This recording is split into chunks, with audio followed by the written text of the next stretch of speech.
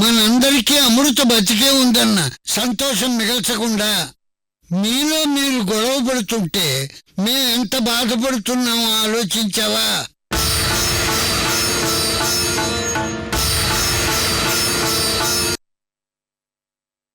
నాకు విడాకులు కావాలి.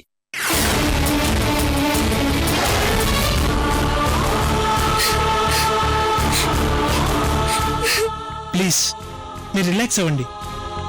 మీరు డైవర్స్ కోసం కోర్టుకు వెళ్ళాలి కానీ ఇలా పోలీస్ స్టేషన్కి రాకూడదు. ఎవరైనా లాయర్ని కలిస్తే మీ ప్రాబ్లంకి సొల్యూషన్ దొరకవచ్చు. ఆ వేలో ట్రై చేయండి. లాయర్ని కలిస్తేనే తను మీ దగ్గరికి పంపించారు సార్. నా దగ్గర పంపించారా? ఎవరా లాయరు?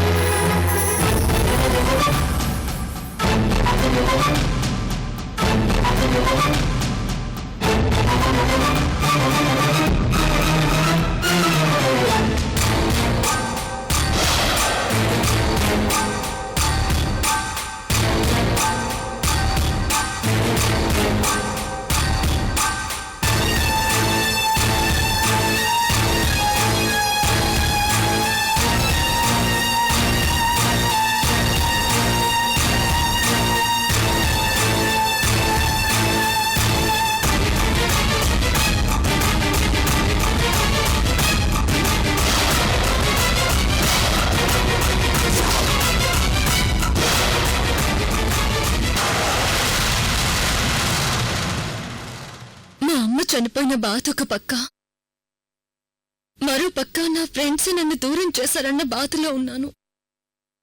ఇలాంటి టైంలో నేను కావాలనే ఒక అమ్మాయిని ఏర్పాటు చేసుకుని తీసుకొచ్చి మిమ్మల్ని ఎడ్యుకేట్ చేసే పరిస్థితిలో నేను లేను. ఈ అమ్మాయి ఇలాగే ఏడుస్తూ నా దగ్గరకొచ్చి నాకు విడాకులు కావాలని అడిగినప్పుడు నాకు ఈ అమ్మాయిలో మా రేణు కనిపించింది.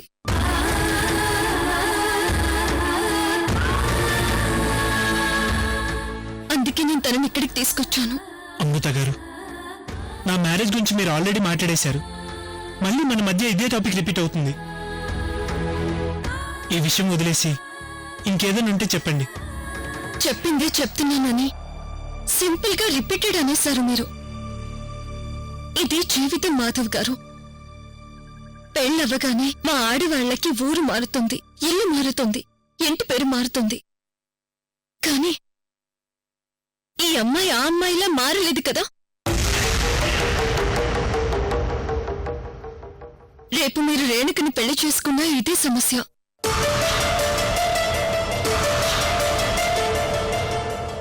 మా రేణు శర్వాణిలా మారలేదు కదా. ఏ ఆడపిల్లైనా తన భర్త తనని తనలా చూసుకోవాలని కోరుకుంటుంది గాని తనలో మరో అమ్మాయిని చూసుకుంటానంటే మాత్రం భరించలేదు మాధవ్ గారు.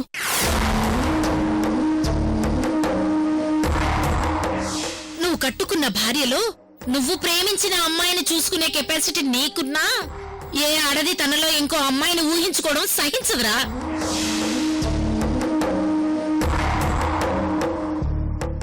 ఇదే మాట మీ అమ్మని అడిగి చూడండి. తను ఆడదే కదా, ఆ బాధ ఏంటో చెప్తుంది. దయచేసి నన్ను డిస్టర్బ్ చేయకండి. ఈ అమ్మాయి ఏదో ప్రాబ్లంలో ఉందని వస్తే దాన్ని మీరు నా ప్రాబ్లం చేస్తున్నారేంటి? అయినా నేను శర్వానికి మాట ఇచ్చాను. ఇచ్చిన మాట తప్పలేను. మీతో గతంలోనే చెప్పాను. మళ్ళీ అదే విషయం గురించి మాట్లాడుతున్నారు మీరు. నేనెందుకు మళ్ళీ అదే విషయం గురించి మాట్లాడుతున్నాను మీకు తెలుసు. నాకు తెలుసు ఈ అమ్మాయి భర్త మీలాగే ప్రేమించిన అమ్మాయిని మర్చిపోలేను అంటున్నాడు. ఈ అమ్మాయి అలా బ్రతకలేనంటుంది. ఒక లాయర్గా నేను వీళ్ళకి డైవర్స్ ఇప్పించగలను గాని కోల్పోయిన జీవితాన్ని తీసుకురాలేను.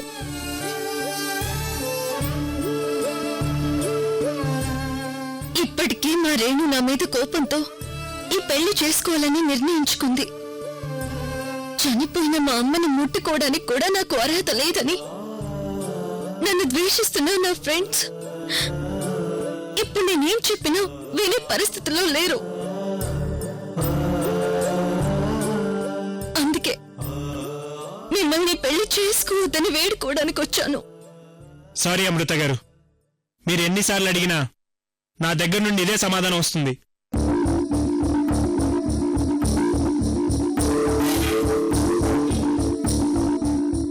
మాధవ్ గారు, మీకన్నీ తెలుసు. మళ్ళీ మీకు గుర్తు చేస్తున్నాను, మన జీవితాల్లో పెళ్లి అనేది ఒకేసారి వస్తుంది. కానీ మా రేణు దురదృష్టం కొద్దీ తనకి రెండోసారి వచ్చింది. మీరు ఎవరిని మోసం చేయడం లేదని మీరు అనుకుంటున్నారు, కానీ అది కరెక్ట్ కాదు. పెళ్ళంటే అగ్ని సాక్షిగా వేసే 3 ముళ్ల బంధం. మొదటి ముడికి మనస, రెండో ముడికి వాచ, మూడో ముడికి కర్మణ. అంటే మనసులో గాని, మాటలో గాని, చేష్టలలో గాని నేను నీకు అండగా ఉంటానని చెప్తూ మీరు రేణుక మెడలో 3 ముళ్ళు వేయాలి.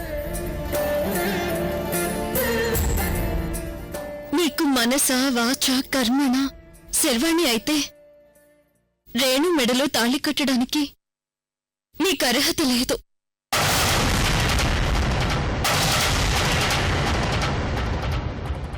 పెళ్లిలో ధర్మేచ, అర్థేచ, కామేచ, మోక్షేచ నాతి చరామి అని మీ చేత అనిపిస్తారు.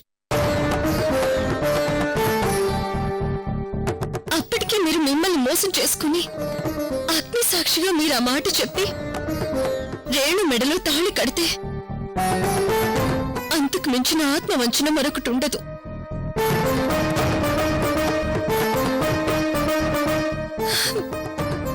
దయచేసి అర్థం చేసుకోండి.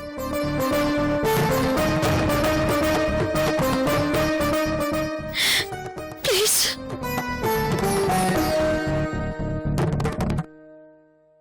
పద.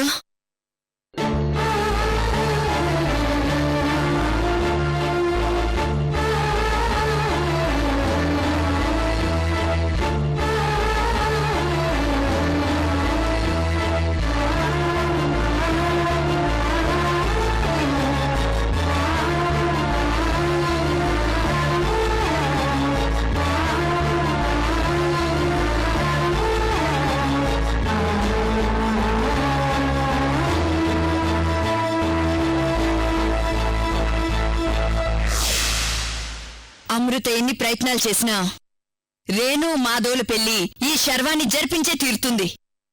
నా దగ్గర ఆవిడ గారి అటలు చెల్లుబాటు అవడం లేదని మాధవ్ దగ్గరికి వెళ్ళిందా? చెప్తా.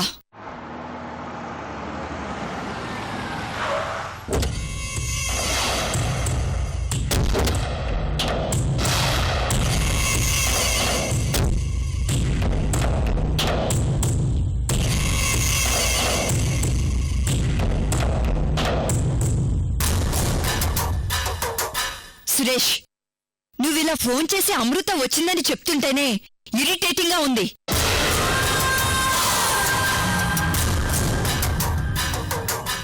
వంద మంది అమృతలు వచ్చినా ఈ పెళ్లి జరిగే తీరుతుందని మీ సార్తో చెప్పు, ఓకేనా?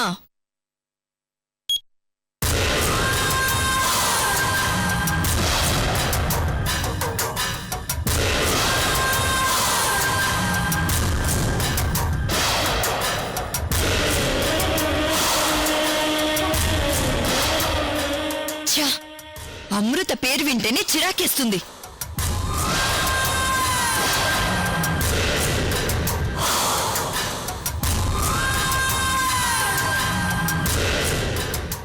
ఓసిన రేసు కుర్రం. ఎలా ఉన్నావు శర్వాణమ్మా?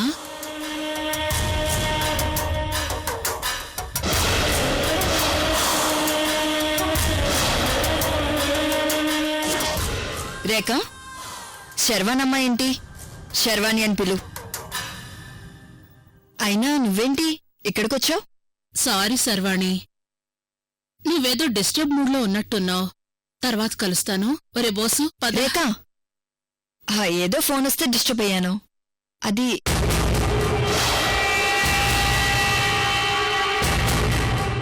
ఈ కుర్రాడెవరు? వీడు మనకు బాగా కావాల్సినవాడు. అయినా నువ్వేదో డిస్టర్బ్ మూడ్లో ఉన్నానంటున్నావు కదా. మళ్ళీ కలుస్తానులే. పదరా బోసు. రేఖ సాగదీయకు. నువ్వు వచ్చావంటే ఏదో మ్యాటర్ ఉంటుంది. విషయమేంటో చెప్పు. పాపం అమృత వాళ్ళమ్మ చనిపోయిందంట కదా. ఇది తెలుసుకోవడానికే వచ్చావా నువ్వు? అబ్బెబ్బే, నేనొచ్చింది నువ్వు మా మాధవ్ కలిసి టేకప్ చేసిన కేసు గురించి సర్వాణి. ఆ కేసు గురించి నీకెలా తెలుసు? మా అక్క చెప్పింది సర్వాణి. ఎవరో రాకేష్ మిస్ అయ్యాడని, వాడి కోసం మీ కమిషనర్ గారు కూడా మా మాధవ్ని తిట్టాడని మా అక్కతో చెప్పుకున్నాడంట. ఆ విషయం తెలిసి నీకు హెల్ప్ చేద్దామని వీణిక్కడికి తీసుకొచ్చాను.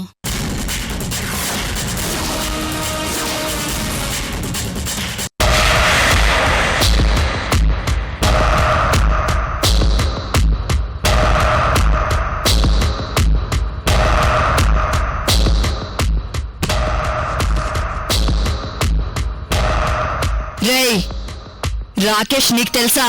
నేను చెప్తాను సర్వాణి. రేఖ, నేను వీణ్ణి అడుగుతున్నాను, చెప్పరా. రాకేష్ లాస్ట్ టైం ఎక్కడ మిస్ అయ్యాడు?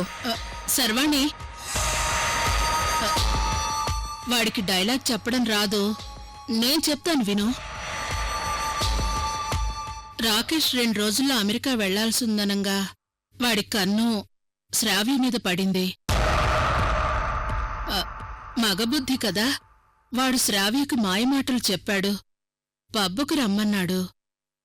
మత్తుమందు కలిపి మత్తుమంది కలిపి నెక్స్ట్ ఏం జరిగింది? వీడియో తీసి బ్లాక్మెయిల్ చేశాడు.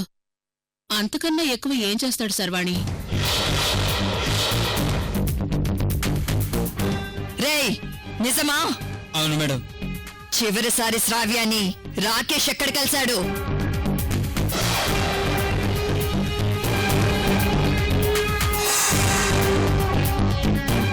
అది మేడం జరిగింది.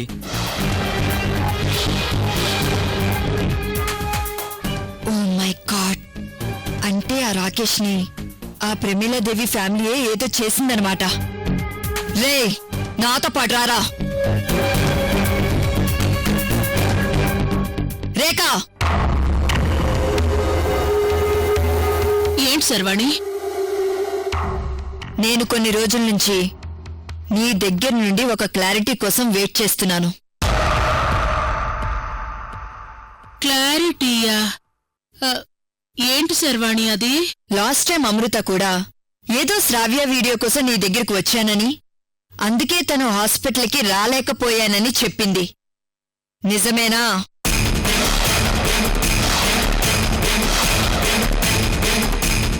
అమ్మ తోడు సర్వాణి, అసలు శ్రావ్య వీడియో గురించి వీడు చెప్పే వరకు కూడా నాకు తెలీదు.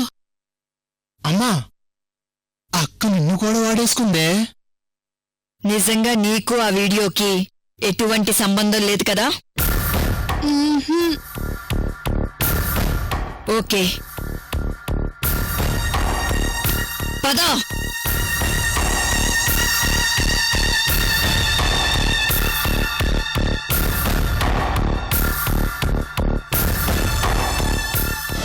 అరే బోసు, నేను గజ్జల గుర్రాన్ని చూశాను, రేసు గుర్రాన్ని చూశాను. ఇలాంటి దాన్ని ఎప్పుడూ చూడలేదురా. చూడు, నేను చెప్పిన మాటలు నమ్మి ఎంత ఆవేశంగా పరిగెడుతోందో. అక్కాయ్, ఆఫ్టర్ ఆల్ పిల్లి తిరగబడితేనే పులి అవుతుంది అంటారు. అలాంటిది శరవాణి తిరగబడితే నీ తాట తీస్తుందేమోనని భయంగా ఉందక్కాయ్. ఏడ్సావ్. నువ్వు కమెడియన్వో విలన్వో నాకు కన్ఫ్యూజన్గా ఉందిరా. పదా.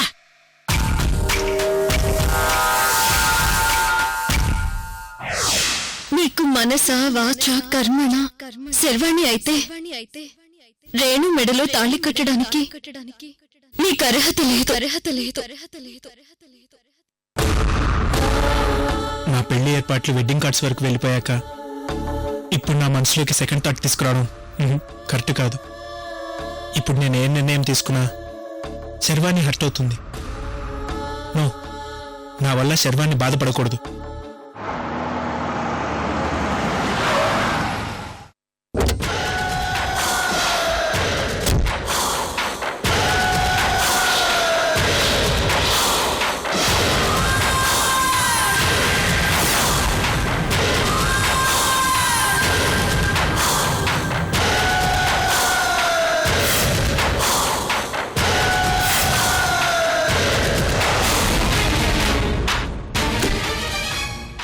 మాధవ్, అమృతని అరెస్ట్ చేయాలి.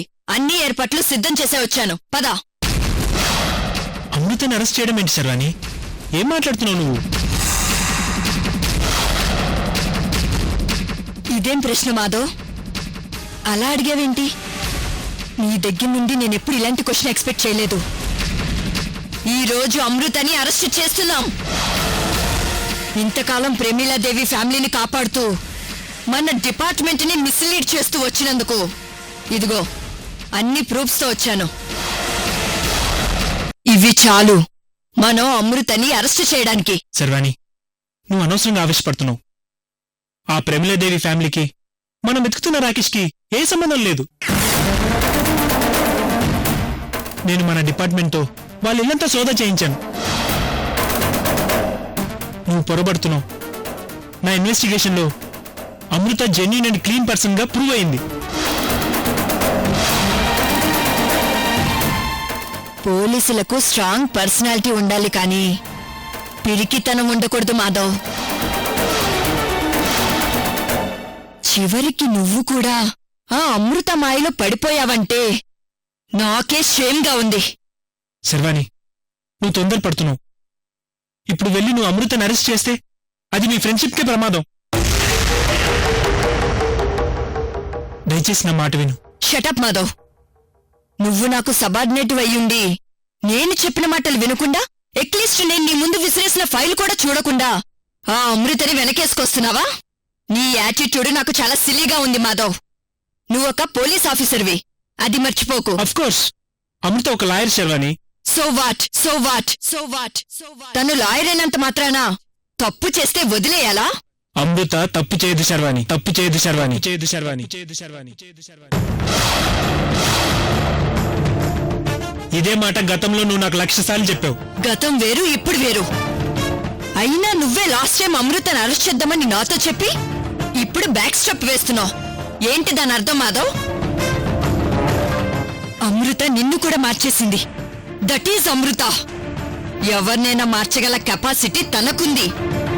అమృత ముందు నువ్వు నేను బచ్చగలం మాధవ్.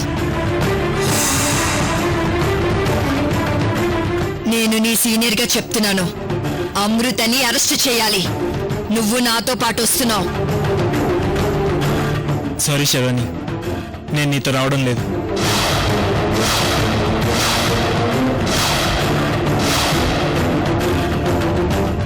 అమృతని అరెస్ట్ చేయాలనుకోవడం నువ్వు తీసుకున్న wrong decision. Madhav, this is my order. First time నీ మాటను నిరాకరిస్తున్నందుకు సారీ శర్వాణి.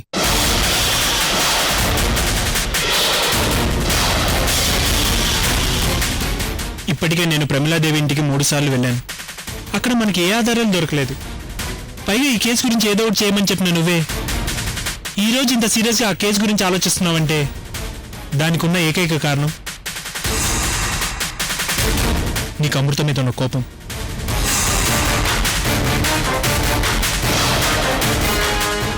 నీ మనసులో తెలియకుండా అమృతను ద్వేషిస్తున్నావు కాబట్టి తనపైన యాక్షన్ తీసుకోవడానికి ఇంత ఉత్సాహం చూపిస్తున్నావు. నీకు అమృత మీద ఉన్న కోపం అంతా ఒక మాయ. అదంతా నీ మైండ్ లో క్రియేట్ అయిన ఒక trash. Stop it, Madhav. Stop it, Madhav. Stop it, Madhav. Stop it, Madhav. Stop it, Madhav. Stop it, Madhav. Stop it, Madhav. Stop it, Madhav. Stop it, Madhav. Stop it, Madhav. ఎప్పుడైతే నువ్వు నా మాట వినకుండా నేను pass చేసే orders ని లెక్క చేయలేదో అప్పుడే నువ్వు నాకు ఎక్స్ప్లెనేషన్స్ ఇచ్చే అర్హతను కోల్పోయావు.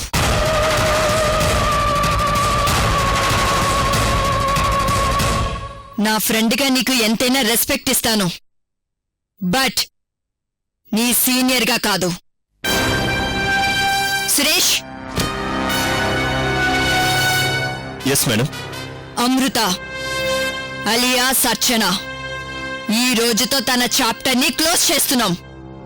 చట్టానికి వ్యతిరేకంగా పనులు చేస్తూ పోలీస్ డిపార్ట్మెంట్ని తప్పుదోవ పట్టిస్తున్నందుకు, క్రైమ్ని ప్రోత్సహిస్తున్నందుకు గాను తనని మనం అరెస్టు చేయడానికి వెళ్తున్నాం. అండర్స్టాండ్? Yes madam.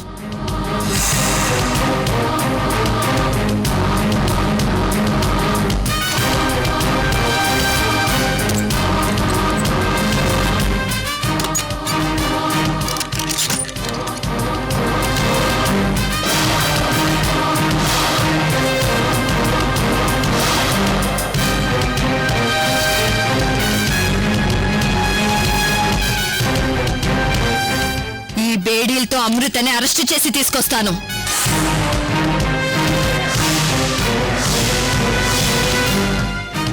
ఆపే దమ్ము ఎవరికైనా ఉంటే ట్రై చేసుకోవచ్చు.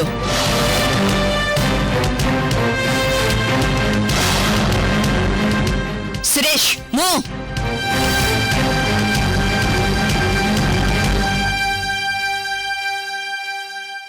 మాధవ్, నాకు నీ మీద గాని అమృత మీద గాని ఎలాంటి కోపం లేదు. నా ఒంటి మీద యూనిఫామ్ ఉంటే ఆటోమేటిక్గా నాకు తిక్క పుట్టుకొస్తుంది. నాకు తిక్క రేగితే ఎవ్వరి మాట వినను, ఎవ్వరి మాట వినను, వినను, వినను, వినను, వినను.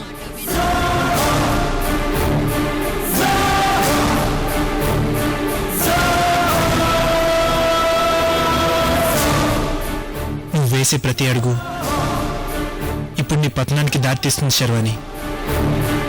ఆ పైవాడి దిగి వచ్చి చెప్పినా నువ్వు అర్థం చేసుకునే పరిస్థితులు లేవు. నేనుండగా మీ ముగ్గురు ఫ్రెండ్స్ని విడిపోనివ్వను.